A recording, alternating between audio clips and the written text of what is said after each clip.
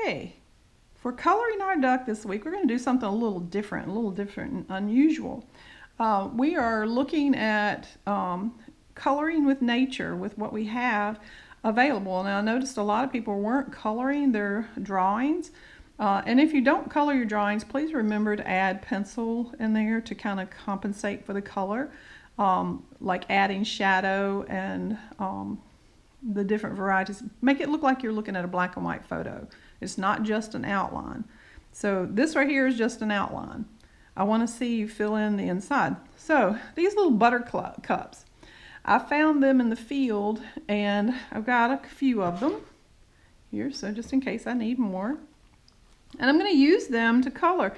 Now this week, whatever you do, when you draw your duck, I do want you to use something in nature to be able to color it with. And these little buttercups work great.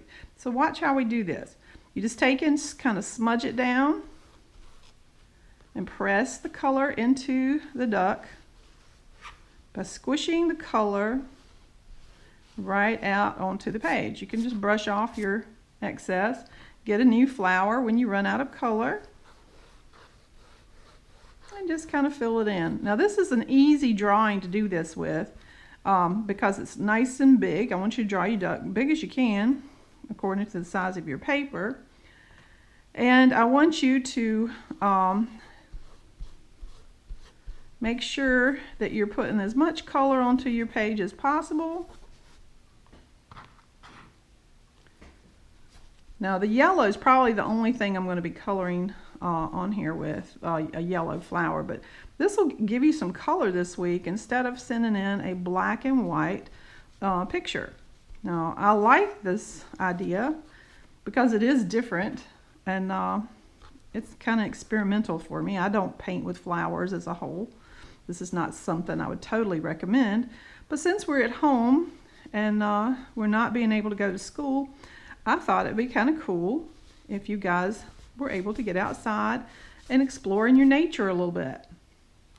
So let's color with our flowers and make it look the best we can, filling in all of your space as much as possible. Some of you might like this even better than coloring with crayons.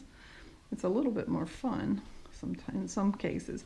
I know we don't have a lot of variety of colors, but I'm wondering if maybe some clover or something smushed up on the page for the grass might not work as well. I didn't pick any clover, so I'm not going to be able to try it out here, but I'd like to see if you can find that out and see what you can do with that.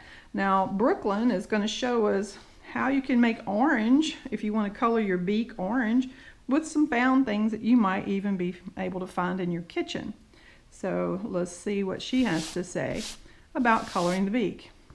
Okay, now for those of us who are not going to mix up the color orange, you can use the lead in your pencil and you can go ahead and color the beak of your little duck with pencil. Now there are some ducks who have bills that are gray or black depending on the type duck it is. Okay, so if you want to and you want to just color it in with the pencil, let's fill it in really nice and give us some gradation of color.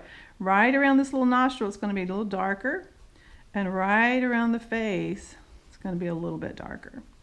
Now what I'm using is just a regular number 2 pencil that you guys have access to.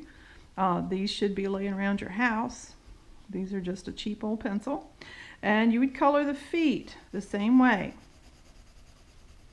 Just fill them in with the gray tone, or you can make it dark if you like. I kind of like the gray. And just color in the shapes that you've drawn here.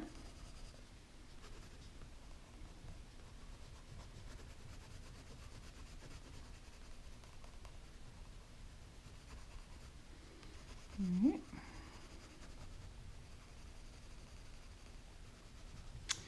And if you don't find a green that works for you, you can even actually color some of your grass with the gray color, make some of it darker than other places. Leave some of it light so it has some kind of dimension. But I do want you to color your grass in. Now some of you guys were asking, do I have to draw this? Do I have to draw that? When you watch a video on YouTube, or if you watch one of my videos, I want you to make sure you're doing all the steps that I do or they do. So here is our duck with our grass. Now we also need to shadow underneath the duck because he is covering the ground here, and to sit him down so he doesn't look like he's really floating, we're just going to color a little bit of ground behind him. Right up in here like that. Because this little duck has some shape, so we're going to give him some shape, and we're going to sit him on the ground by giving him a shadow right under him like this.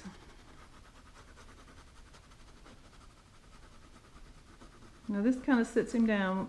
My college professor used to say the shadows underneath them kind of sit them on the ground. It doesn't make them look like they're floating in the air. So this is something you need to do with your drawings when you have a large drawing to do, or you're drawing something more than just one item.